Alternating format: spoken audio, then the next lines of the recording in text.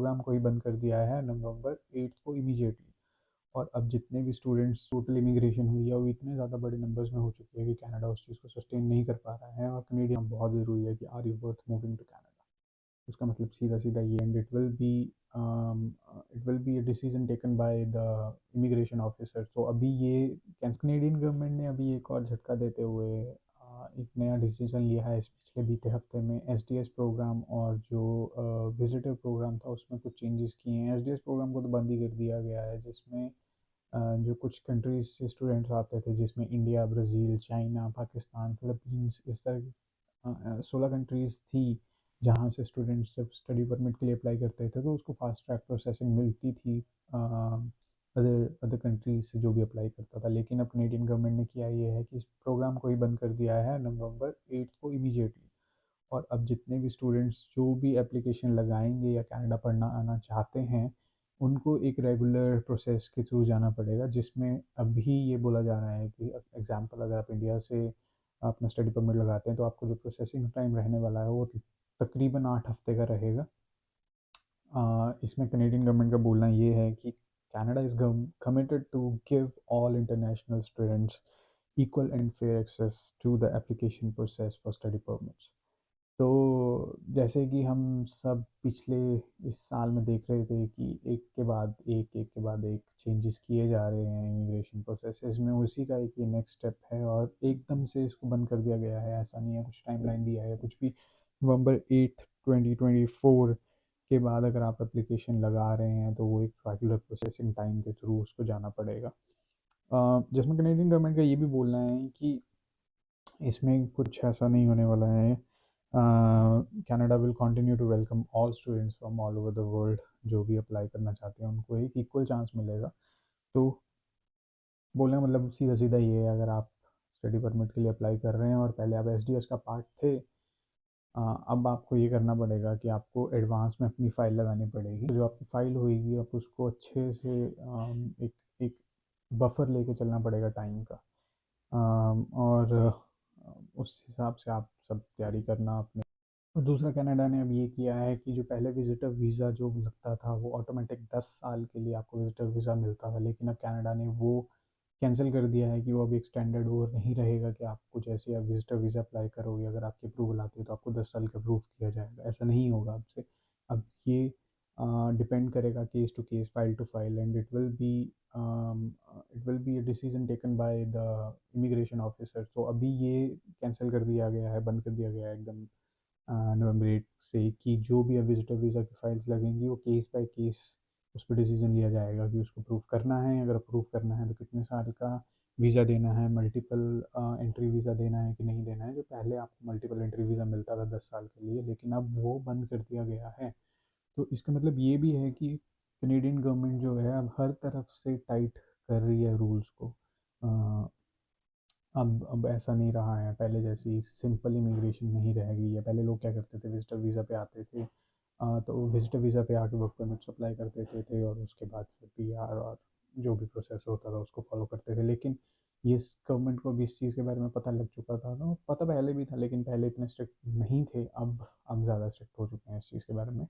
इसके कुछ रीज़न्स हैं, ये दो चीज़ें जो मुझे समझ आ रही हैं कि एकदम से जो डिसीजन लिया गया है, तो पिछले महीनों में जो डिसीजन लिया, जो अगले आने वाले महीनों में भी जो डिसीजन लिए जाएंगे उनके कुछ रीज़न्स हैं, उसके बारे में इस वीडियो में बात करेंगे। समझ आ रहे हैं उसके रीज़न्स में। एक रीज़न, सबसे बड़ा रीज़न तो ये है कि इलेक्शन आने वाले हैं कनाडा में। और हर कोई अभी इसी चीज़ के बारे में बात कर रहा है कि इमिग्रेशन की वजह से बहुत सारे डिफ़िकल्टीज आ रही हैं। इमिग्रेशन ऑन होल, ये इसका मतलब ये नहीं है कि स्टूडेंट्स की वजह से कुछ प्रॉब्लम्स हो रही हैं, ऐसा कुछ नहीं है। लेकिन जो भी टोटल इमिग्रेशन हुई है वो इतने ज़्यादा बड़े नंबर्स में हो चुकी है कि कनाडा उस चीज़ को सस्टेन नहीं कर पा रहा है। और कनेडियन रेजिडेंट्स जो हैं, जो कनेडियन सिटीजन हैं यहाँ के, उन्होंने इस चीज़ के बारे में कंप्लेंट करना शुरू कर दिया है।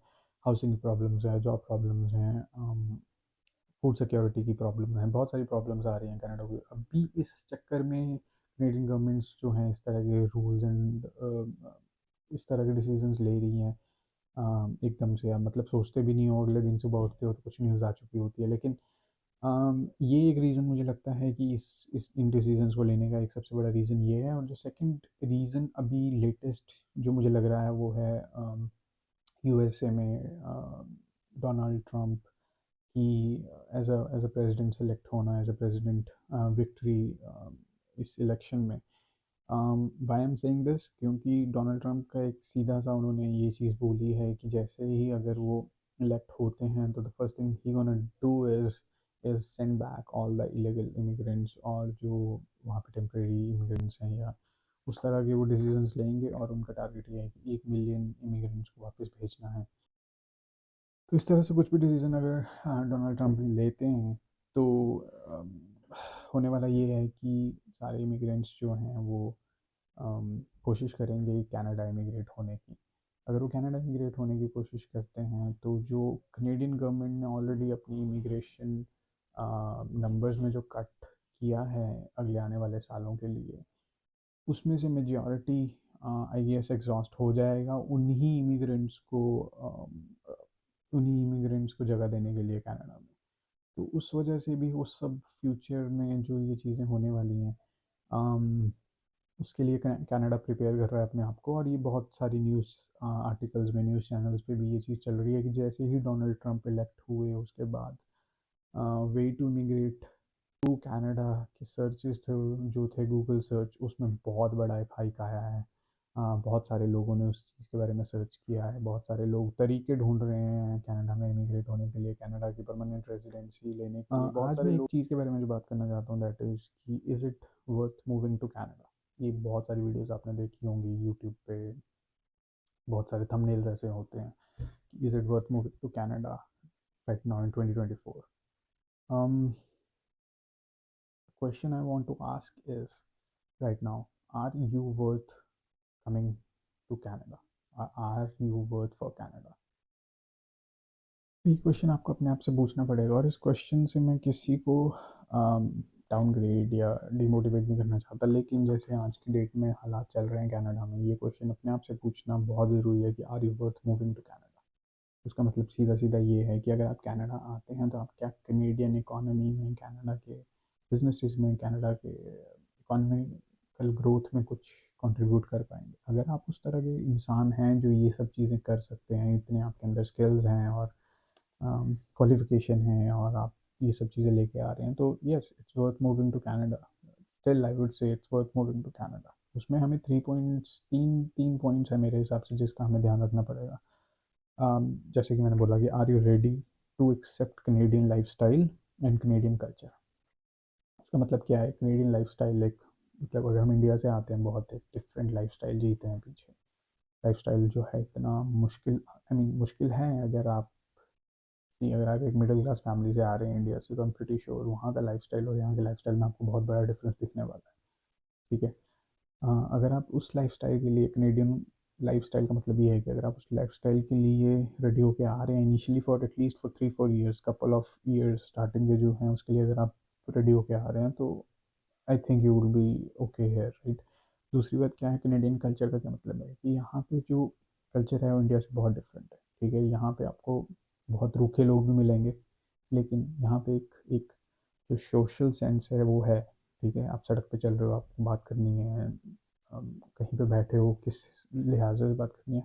और मैं ये नहीं बोल रहा कि आपको मैं सिखाने की कुछ कोशिश नहीं कर रहा यहाँ पे, लेकिन ये सब चीज़ें आज की डेट में देखी जा रही हैं, और उसी के बेसिस पे यहाँ पे ये सब बवाल चल रहा है।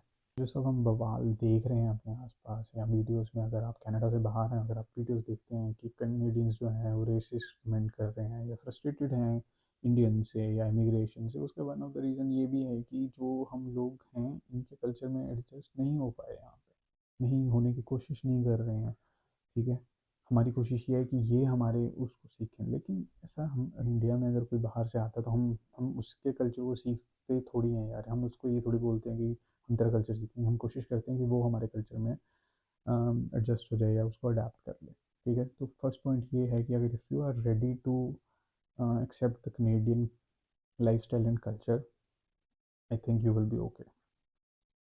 सेकेंड पॉइंट मेरा ये जो है, और ये मैं बहुत सी वीडियोज़ में बोलता हूँ, कि do you have that skill set, that in demand skill, which is required in this country right now and will be required in this country for next 10 to 15 years। अगर मैं एक चीज़ बोलूँगा which is a bitter truth, but हमारे जो लोग India से आते हैं, मैं भी आया था, मेरे साथ जितने भी मेरे दोस्त आए थे उस टाइम टाइम थोड़ा डिफरेंट था, लेकिन जो आज हमारे लोग जो आ रहे हैं, बच्चे जो आ रहे हैं, या तो मेरे छोटे भाई बहन जो आ रहे हैं, मेरे जो ये सोच के आ जाते हैं कि यार हम कनाडा जा रहे हैं, बस वीज़ा आ गया, सब कुछ हमने कर लिया, लेकिन एक्चुअल स्ट्रगल आपकी यहाँ पे लैंड होने के बाद शुरू होती है। उसमें क्या है कि क्या आप वो स्किल सेट लेके आ रहे हो अपने साथ जो यहाँ पे इन डिमांड है, जो जॉब्स यहाँ पे चाहिए, जिस तरह का काम यहाँ पे चाहिए, जिस तरह की स्किल आप में चाहिए। अगर आप वो चीज़ें नहीं लेके आ रहे हैं, आप ये सोच के आ रहे हो इंडिया से कि हम जाएंगे टिम हॉर्टन्स में किसी रेस्टोरेंट में काम करेंगे या वॉलमार्ट में काम करेंगे या कुछ भी करेंगे, वो टाइम अब जा चुका है। वो आप भूल जाओ कि आपको मतलब 100 में से 2 को मिल जाएगी, लेकिन 100 में से 90 को जॉब नहीं मिलने वाली है जैसे पहले होता था। अब भी तो एटलीस्ट इस साल पिछले अगले साल नहीं मिलेगी, क्योंकि थिंग्स आर रियली डिफरेंट। तो अगर आप स्किल सेट लेके आ रहे हो, आप प्रिपेयर्ड हो यहाँ के लिए, यहाँ की इकॉनमी के लिए, यहाँ के कल्चर के लिए, यहाँ के जॉब मार्केट के लिए, then I don't think you will have any issues adjusting yourself in this market. तो प्लीज़ प्लीज़ प्लीज़, अगर आप कनाडा आना का सोच भी रहे हो, अगर आप प्रोसेसिंग में हो, सोच रहे हो, आपके पास टाइम है, तो वहाँ से स्किल्स सीख के आओ। नो मैटर वॉट स्किल्स, कुछ भी हो सकती हैं। कनाडा में जाओ, सर्च मारो, लाखों आपको साइट्स मिल जाएंगी जो बताती हैं कि इन डिमांड जॉब्स क्या हैं, क्या स्किल्स की रिक्वायरमेंट है यहाँ पे, किस स्किल को आप सीख के आप अपना एक अच्छा फ्यूचर बना सकते हो, एक अच्छी अर्निंग ले सकते हो। उस तरह की स्किल सीख के आओ। अगर आप वो सब चीज़ें सीख के आते हो, you are prepared before you are coming, then there will be no issues. I mean will be very easy path way for you अगर आपके पास स्किल्स हैं। तो इस चीज़ पे ध्यान दीजिए अगर आप आ रहे हैं, और अगर आप ये करके आते हैं, then again yes, Canada is worth moving right now still, and you are worth for Canada as well. तीसरा और आखिरी point, and it is one of the important points I would say, कि are you prepare to take full ownership of your decision. अब इसका मतलब क्या है कि हम कनाडा आ गए, सोच के आ गए सब कुछ कि कनाडा जाएंगे, एक एजेंट्स ने वहाँ पे बोल दिया कि ओ 25-30 लाख कुछ भी नहीं है यार, 1 साल में कमा लोगे या 2 साल में कमा लोगे। लेकिन जब आप यहाँ पे आते हो, then reality hits, it hits different, it's actually very different. जो भी हमें वहाँ सुनता है, वीडियोज़ में देखते हैं, इट्स वेरी डिफरेंट कनाडा में आने के बाद। तो क्या हम लोग उस चीज़ के लिए तैयार हैं? हो सकता है आप आओ, आपको 4 महीने जॉब ना मिले, हो सकता है 1 साल जॉब ना मिले। अभी कितनों को मैं जानता हूँ, कितने मैं इंटरव्यूज़ देखता हूँ लोगों के, जिनको 1-1 साल से नौकरियाँ नहीं मिली हैं। लेकिन क्या हम उस चीज़ के लिए तैयार हैं? क्या हम उस ओनरशिप को लेने के लिए तैयार हैं कि यार ठीक है, हमारा डिसीजन था, हमने सोचा था कि हमने कनाडा आना है, किसी ने हमें फोर्स नहीं किया, और हम यहाँ पर आके किसी को ब्लेम नहीं कर सकते कि यार इस वजह, इनकी वजह से ये चीज़ हो रही है। ठीक है, अगर आप वो चीज़ करके आते हो, क्योंकि यहाँ पे बहुत सारी चीज़ें होती हैं, मेंटल स्ट्रेस होता है, आपको घर की याद आएगी, होम सिक फील करते हो। ठीक है, आपको दोस्त नहीं मिलेंगे एकदम से आके, आपका कल्चर डिफरेंट होगा। तो वो सब चीज़ें होती हैं। जॉब्स नहीं मिल रही है, वो एक अलग इशू है, फीस भरनी है, ठीक है, ग्रॉसरी करनी है, खर्चे हैं। क्या हम उस सब चीज़ों के लिए अपने आप को मेंटली प्रिपेयर करके आ रहे हैं? अगर हम मेंटली प्रिपेयर करके आ रहे हैं अपने आप को उस चीज़ों के लिए, और इस पे काम कर रहे हैं, अपनी सॉफ्ट स्किल्स पे काम कर रहे हैं। 2 तरह की स्किल्स होती हैं, soft skills and hard skills, technical skills. Soft skills are equally important. If soft skills are important, then your technical skills are also very important. तो इन सब चीज़ों पे अगर हम काम करके आ रहे हैं, और इन 3 पॉइंट्स का हम ध्यान रख रहे हैं, और ये सोच के आ रहे हैं कि हमें ये सब चीज़ें फेस करनी पड़ेंगी, वी आर प्रिपेयर्ड। ठीक है, to take that risk, to be unemployed for maybe for 2 months, maybe for a year, keep trying every day, then yes, Canada is worth coming right now. ठीक है, and you are worth for Canada. And अगर ये सब चीज़ें आप लेके आ रहे हैं, तो यू विल फाइंड कि चीज़ें जो है वो ऑटोमेटिकली ईजी हो जाएंगी। स्किल्स लेके आ रहे हो तो आपको कोई भी कंट्री, कनाडा स्पेशली, आपको वापस भेजने के हक में कभी भी नहीं होगी। स्किल्स लेके आओगे, स्किल जॉब करोगे, स्किल मार्केट का हिस्सा रहोगे, कनेडियन इकोनॉमी में हेल्प करोगे, you will for sure get your, आप आओगे, आपको जॉब भी मिलेगी, आपको पीआर भी मिलेगी, सब कुछ होगा।